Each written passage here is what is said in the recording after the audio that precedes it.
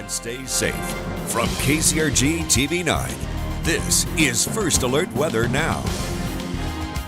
Well, good evening and happy Friday. It is the Friday edition of First Alert Weather Now. We've got a good bit that we're going to be getting to tonight, some national stories as well as some changes that have happened in our forecast as we look ahead to next week, and that does have a little bit of an effect on whether or not we see snow as well.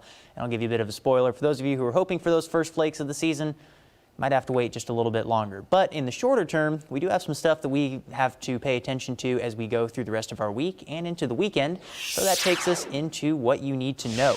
Next big thing we're looking at for tonight, areas of patchy fog. This morning there were certainly some foggy areas, so be aware of that again tonight. There is that chance.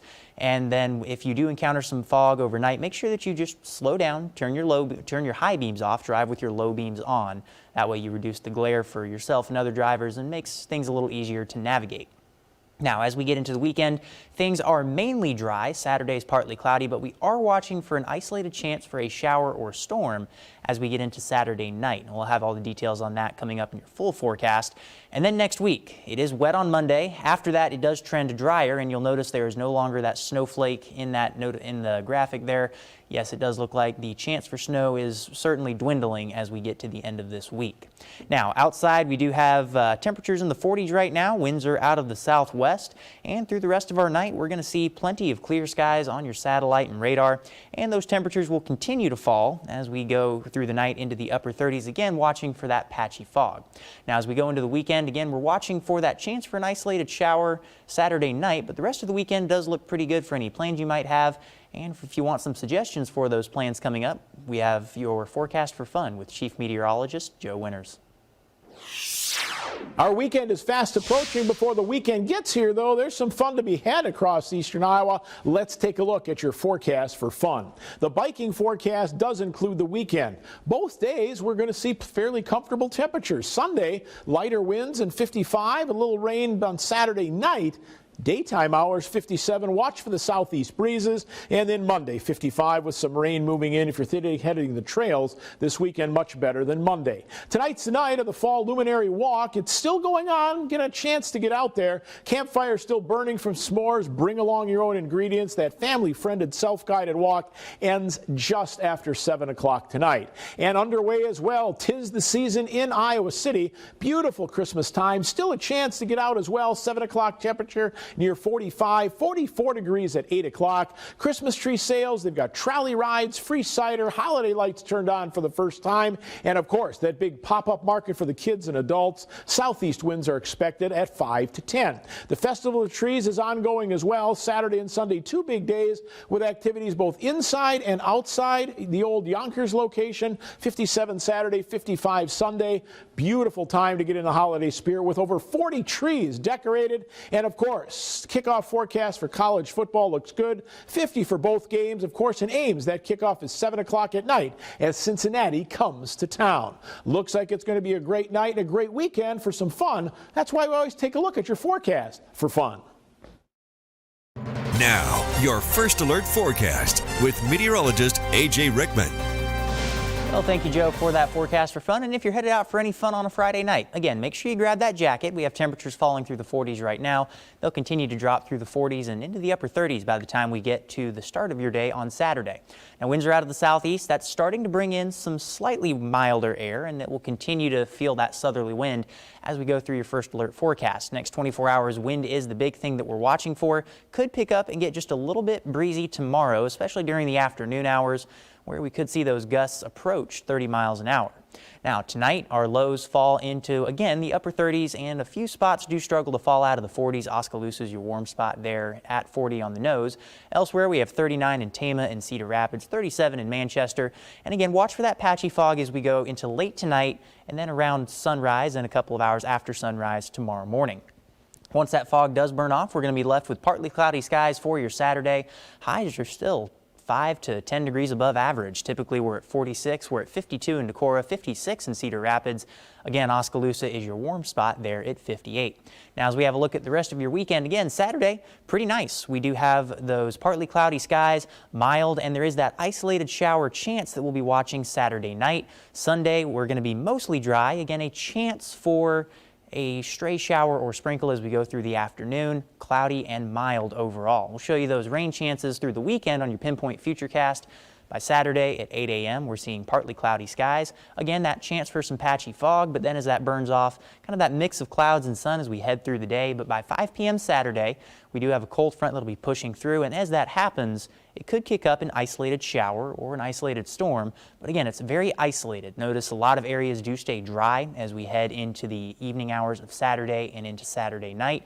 By the time we get to your midnight hour, rain chances are out of here, but clouds are here to stay, and they linger around as we get into the start of your day on Sunday. Now, again, Sunday, we do stay dry for the most part, but there's a chance for a few scattered sprinkles or showers, generally along and south of Highway 30 as we go through your afternoon Sunday. That is going to be a bit of a precursor to our next big rain event that arrives Monday. Everyone does get in on that rain chance by the time we get to Monday as a storm system works its way across the plains into our area. And then by the time we get to 4 p.m. Monday, we're seeing that system working its way through, stays with us as we get into the early morning hours of Tuesday. But then that's where the forecast changes just a little bit. You know, in the last couple of days, we've been talking about how we're expecting the storm system to linger over our area. It's going to have time to ingest some cold air and create a chance of snow for us. But we're now seeing that models are suggesting this storm system moves out a little bit quicker. And as that happens, it won't have as much time to ingest cold air. It won't have as much time to produce as much snow for us. In fact, we're dry in general, other than a chance for a flurry or sprinkle on Wednesday. We're dry for the remainder of your week with some cloud cover sticking around, and you'll see that reflected in your 9-day forecast, where again, we do have those milder conditions through the weekend, rainy on Monday, and then Tuesday, we do have those AM showers that clear out of our area. And then by the time we get to Wednesday of next week, that colder air is still forecast to arrive. The forecast is trending drier, but not necessarily warmer. We'll be in the 40s through the middle and end of next week, overnight lows in the 20s and 30s. So be ready for that first real shot of an extended period of what's going to feel like late November and early December air. Now, Tropical Storm Sarah brought heavy flooding overnight in Central America. This is video out of Honduras where more than 20 inches of rain fell. This does break the November average rainfall of 21 inches with more rain expected throughout the weekend. Intense shower and thunderstorm activity has been ongoing across Central America, and the National Hurricane Center says life-threatening flash flooding and mudslides are possible. And then over in the Philippines, cleanup is underway after a typhoon slammed the country's northeastern region. Here you can see a collapsed bridge and other damage due to the storm. This marks the third typhoon to make landfall in the area in the past 8 days. And a fourth storm, unfortunately, is expected to become a typhoon in the next 24 hours and is likely to hit the central and northern Philippines this weekend. And speaking of very active weather, from August 5th's EF1 tornado that touched down in Alameda County to the EF4 tornado that destroyed Greenfield, 2024 was a record-breaking year for severe weather in Iowa. And First Alert Storm Team meteorologist Hannah Messier spoke with some experts about this year's high number of storms. So we knew that this was a tornado on the ground that was causing damage. Since January 1st, Iowa has broken the record for the most tornadoes touching down in the state in a year. It was certainly a busy year, set the record with 122 tornadoes this year. The previous record was in 2004. Several different events have contributed to this year's high number of tornadoes. So we had several events that resulted in dozens of tornadoes each. Kind of the four biggest that we had were April 16th and then April 26th, and then followed up with an active May 21st and May 24th, and all of those had between 18 to 23 tornadoes each. In addition to a strong jet stream, meteorologists also noted several additional features that helped strengthen storms this year. In the spring, the southern part of the United States got very hot, record hot. And the Gulf of Mexico warmed up quickly and became warmer than average, which also helps more humidity to enter the atmosphere. And then the south winds that came up ahead of these big storm systems could bring that higher humidity up to Iowa, and that acts as the fuel, the instability for the thunderstorms. 2024 isn't the only year we've dealt with a high number of tornadoes. In the last 20 years, 5 years have had more than 100 tornadoes statewide. However, meteorologists think the increase isn't because of changes in the atmosphere. Well, obviously, we've seen a lot of growth in social media and ways that we're getting people to report things to us, a lot more phone calls, a lot more pictures. Storm chasing has certainly taken off in recent years as well. Scientists don't think climate change is causing an increase in the number of tornadoes we see. However, experts are considering the possibility that climate change is causing more large-scale severe weather events. What is changing is how they happen. They're getting concentrated into more tornadoes on fewer days. So we call those outbreaks. Learning from this year's storms to help prepare for twisters in the years to come. In central Iowa, meteorologist Hannah Massier, KCRG TV9 News. And we had some active weather certainly over the spring and summer months with severe weather. We've had not severe, but certainly active weather that we've had over the last couple of days, and we'll have some more active weather coming up as we go through the next 9 days as well. But in between then, we do have some clear skies that could offer some chances for stargazing. So for that, we'll have Chief Meteorologist Joe Winters take a look beyond the weather. As we head through this time of the year, particularly closer to the winter season, a lot of times our skies are clear just because our atmosphere is drier, and that's why there's some good things to take a look at beyond the weather. Let's take a look at this weekend, about 5:15 in the evening. You can find 2 planets in the southwest sky. Mercury a little harder to find, but it's low on the horizon. Venus will be easy as it burns brightly in that southwest sky. Again, that's for your evening viewers. Also, as we move through this weekend at 9 p.m. in the southwest sky, you can locate the planet Saturn. Should be easy to find as well, one of the brightest objects in that southwest sky as we look toward 9 o'clock. Moving along as we head into the morning hours, we're also going to get a chance to see some planets. This is about a 6 a.m. picture. The moon an easy target in our southwest sky. The farther west you look, you'll see the planet Jupiter, and in that southwest sky heading a little off to the left of the moon, you're going to see the planet Mars. It will take on a bit of a reddish tint. So certainly take a look at some of the planets.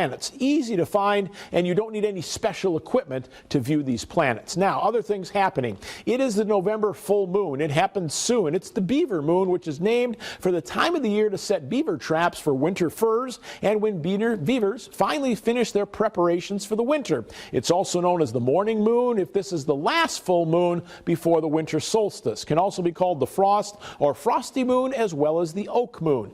As we take a look at our moon phases, we are going to find that the moon coming up, our full moon, will be a supermoon. Now again, slightly larger as you look at it, but really not discernible to the naked eye. Full moon closest to the Earth in perigee, slightly larger and brighter, but the difference is not super noticeable to the eye. So again, although it is a supermoon, the 4th one in a row, you're really not going to notice a lot of difference. Here are our moon phases. That full moon happens on the 15th, 3:28 p.m. officially. So again, that just happened. It's going to be really nice to look at tonight. November 22nd, we find our last quarter. Our new moon comes up on December 1st, and December 8th, we'll be back to that first quarter moon. That happens at 9:26 in the morning. Also being able to see this weekend, you can take a look at the International Space Station. This is Sunday evening, maybe a good chance to do it. 5:41 p.m. if we have sunshine. Right now there's some clouds around. Visible for 6 minutes. The maximum height will be at 68 degrees. It'll appear in the west-northwestern sky, disappear in the northeastern sky. How about our viewing? As we head through Friday evening, we're just fine. That's green. But watch as we head into Saturday. There'll be a few more clouds during the day, but our evening viewing as well, some clouds moving through with a cold front, and it does look like even Sunday morning, maybe our northwest zone a better chance to take a look. Don't forget, the Cedar Amateur Astronomers are having their November 23rd event, public event, at the Palisade Dow's Observatory at 7:30. It's the resurrection of Voyager 1, the story of a 47-year journey, an epic journey of discovery. That should be fun. Again, that's free out at Palisades Down. That's a complete look at our weeks beyond the weather. And again, is if you want to go out and take a look at some of the astronomical things that there are to look at over the next couple of days, tonight will be a pretty good chance to do it. Saturday night, we are watching for that isolated storm chance, so maybe not the best opportunity then. And then, of course, as we get into Sunday and Monday, we do have some active weather that will be on the way.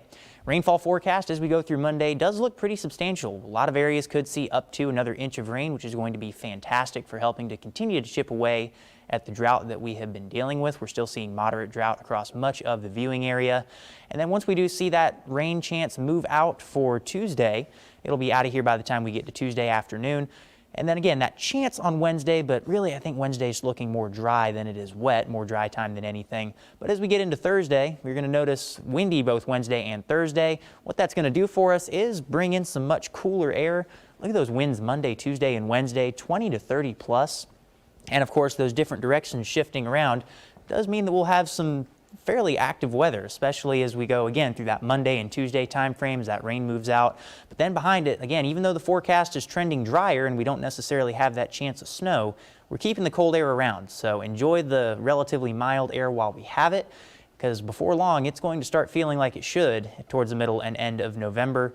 And then, of course, after that, we'll be watching for continuation of cooling temperatures that takes us into December. And even though this first chance for some snow might not pan out, it won't be long before we do have those first flurries flying. And then, of course, after that, heavier snow as we get later into the winter. But until then, we do have a nice weekend to enjoy. So get outside and enjoy it if you have the chance this weekend. Corey and Hannah will be back here on Monday, at 6:30 p.m. with another week of First Alert Weather Now. Until then, have a great night.